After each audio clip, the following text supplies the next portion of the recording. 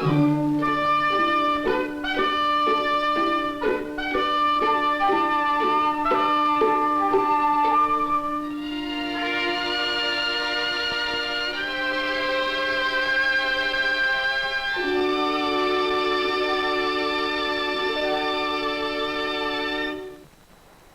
is Main Street.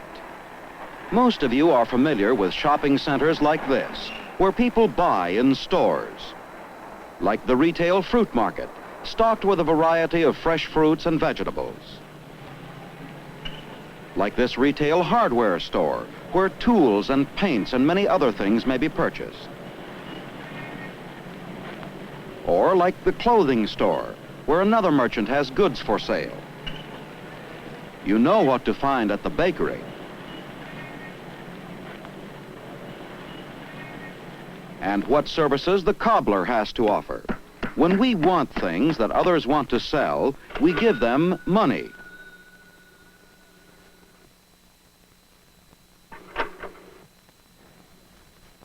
When we exchange money for things we need, we begin to understand the meaning of trade.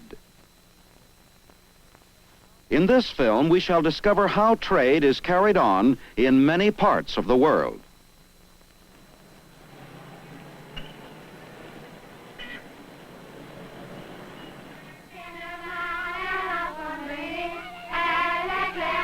In eastern Canada lies the province of Quebec. Many French-Canadian farmers make their homes on the rich farmlands of the St. Lawrence Valley.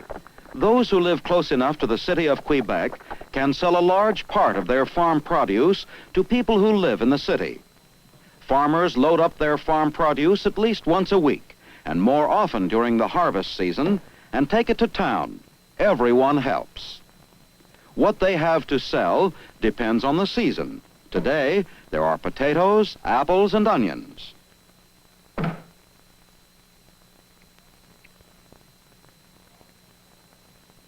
Almost always, there are large fresh eggs and chickens ordered by a customer. Father and son take the produce to the city. These farmers are thrifty people. They use the horse for transportation as well as for farm work.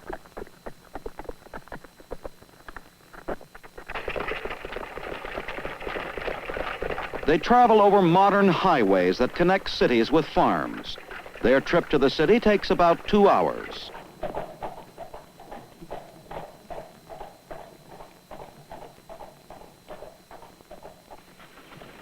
Father and son arrive at their first stop.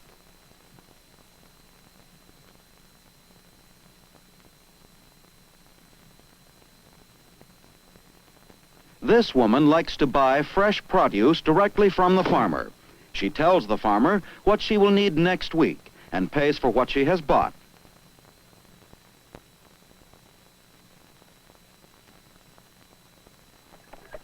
Father and son drive on to their next customer.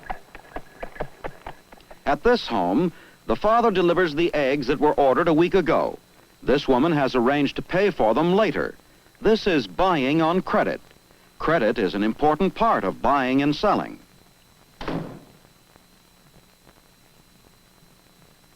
Father and son work together, arranging and delivering, transporting and trading.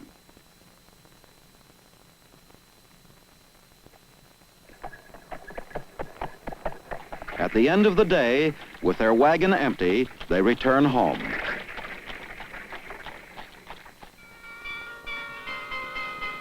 Here is the Netherlands, or Holland. It lies in the northwestern corner of the great European plain. In Holland, much farmland has been reclaimed from the sea by building dams or dikes. To keep this land dry enough for farming, many ditches and canals are dug, and this water is constantly being pumped into the sea. These same canals serve as a network of water highways over which the farmers transport their harvests. Since there are canals almost everywhere in Holland, most farmers use boats or small barges like these, much as farmers elsewhere might use wagons or trucks. Where canals are separated by dikes, boats are carried over these by a cradle car. A power drive cable tows car, boat, produce, and farmer overland from canal to canal.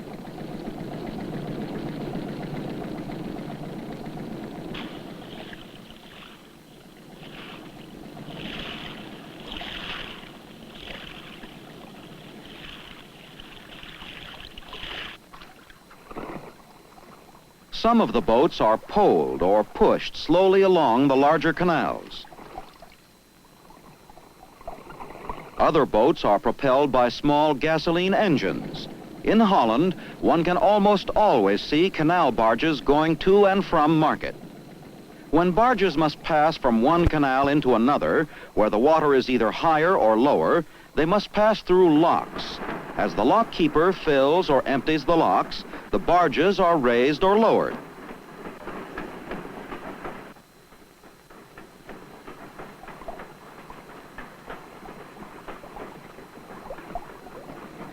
When the water in the lock reaches the level of the canal ahead, the gate is opened and the boats move on.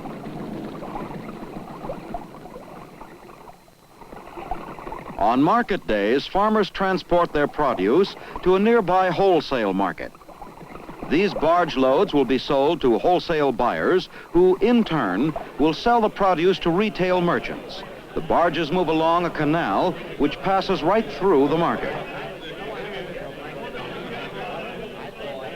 Wholesale buyers inspect the produce and decide how much they will pay for it. An electric indicator shows the wholesale prices that are being bid for each load. When the dealer decides how much a load is worth, he enters his bid on a button in front of him. Later, what he has bought is sent to his warehouse and then to retail stores. Some of the produce is also shipped overseas.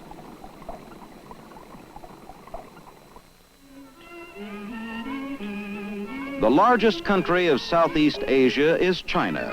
One of China's largest centers of trade and transportation is Canton. River and ocean boats bring goods and produce to Canton from the farms and fisheries and other trading centers of China. Farmers who live within a day's walk of Canton carry their produce to the city or use small carts like these. Even today, there are few modern highways. Great numbers of small boats called sampans are used to bring the products of inland farms to Canton. The people of this city depend on the sampan trade for their daily food and raw materials for their industry. Here in one of Canton's street markets, buying and selling today is just as it has been for centuries. Retail merchants display their goods right out in the streets. There are no price tags here. The seller always names a high price. The buyer and seller argue, and finally, they reach an agreement. Because most buyers are very poor, refrigeration cannot be afforded. Thus, the purchase of food is a daily chore. Much of the produce is dried or kept alive, so it will not spoil in the warm climate of southern China. Merchants cut up food as it is purchased. The fish merchant has invented his own method for keeping his stock fresh. The housewife who buys fresh foods will buy no more than her family can use in one day.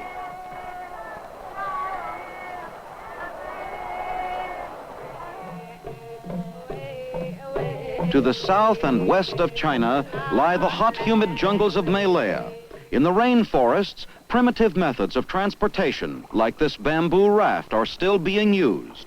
The network of rain-swollen rivers is the real highway through the jungles.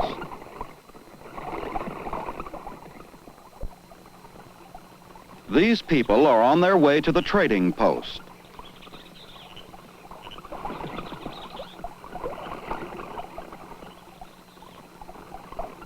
Finally, they arrive at a clearing along the riverbank where the jungle trading post is located. As the men and boys unload their goods, they pass pack elephants, which are waiting to carry the jungle products out to towns along the seacoast. The jungle products which these Malayans carry to the post are things they have learned are useful and valuable to the outside world. At the trading post, business is carried on by barter. It begins as the trader examines the things the natives have brought. First, the bundles of rattan, which will be used in furniture making. The trader knows what the rainforest products are worth in terms of goods from the outside world. The bartering is enjoyed by everyone.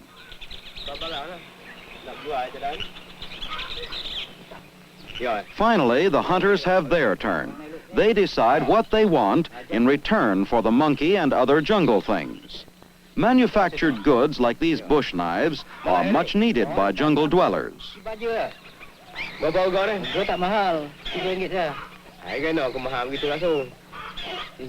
The native women need cloth.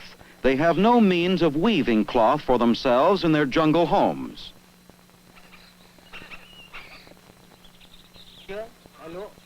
The journey home will be by land, for the river is too swift for upstream travel.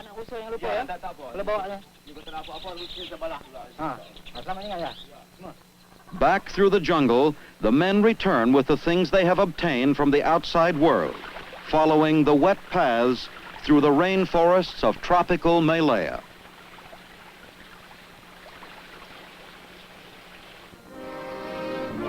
In the countries of Germany, France, Belgium, and Switzerland, we shall see entirely different kinds of trade and transportation.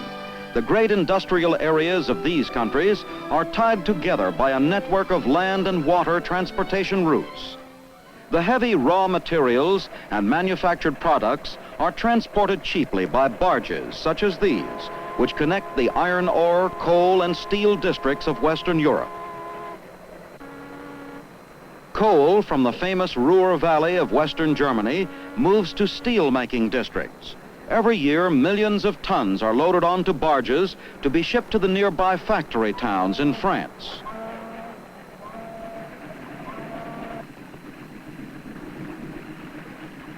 Just the opposite is true of iron ore. Western Germany does not have enough for her steel mills. Barges carry iron ore from France to the Ruhr Valley, where it is unloaded at the blast furnaces. The products of the steel mills are carried by barge or railroads to factories elsewhere in Europe and for shipment to other parts of the world. The industrial districts of Western Europe can operate only so long as trade continues between the nations involved. This trade is made possible by the well-developed network of transportation of Western Europe. Off the coast of Europe lie the British Isles. Great Britain and Northern Ireland form the United Kingdom. London, the capital of the United Kingdom, is located along the Thames River about 40 miles from its mouth. Into the Thames come thousands of ships from all parts of the world. Here are many miles of docks. Great Britain is a great commercial and industrial nation. She imports raw materials from overseas to be made into manufactured products, such as these English automobiles. The ships along the docks are loaded with manufactured products, which have been produced by the skilled craftsmen who work in the factories of Great Britain. The products are securely packed and loaded aboard ships for export to far-off parts of the world.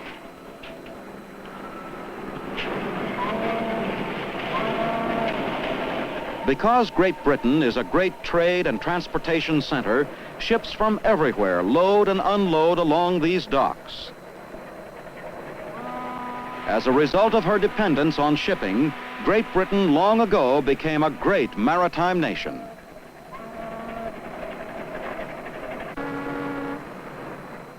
Across the Atlantic Ocean from Europe and the British Isles lies the port of New York. New York's harbor is formed where the Hudson and East Rivers join as they enter the Atlantic Ocean. Around the harbor are hundreds of docks where big ocean-going vessels load and unload their cargoes. Overlooking the harbor is Manhattan Island, on which the world's greatest skyscrapers are clustered, thrusting their towers skyward. ships from the oceans of the world come to this great port city. New York is one of the world's greatest seaports because it is a major transportation gateway into and out of the United States. Down the Hudson Valley, fast trains transport freight and passengers to the city. And this great railroad station is the terminal through which millions of persons pass as they leave their trains to enter the city.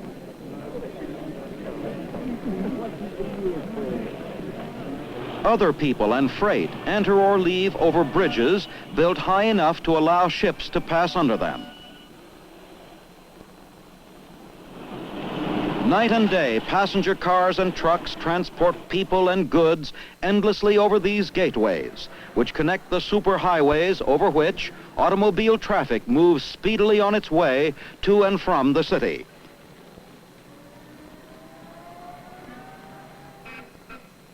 Great roadways have been built over and under the rivers to speed transportation.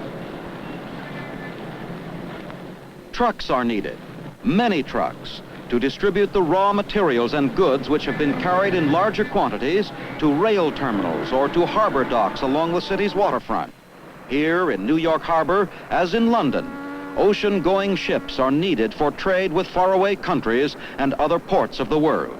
And here ships and trains and trucks have helped transport great quantities of food, raw materials, and manufactured goods into and out of New York's Gateway Harbor.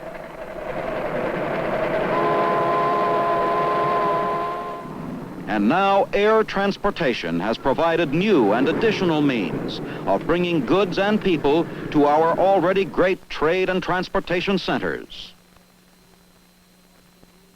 From Peru, from Switzerland, and from many other lands, or to anywhere in our world, great fleets of fast air transports wing their way high over ocean, mountain, or desert barriers and carry goods and people to other great airports that now serve trade and transportation centers all around our Earth.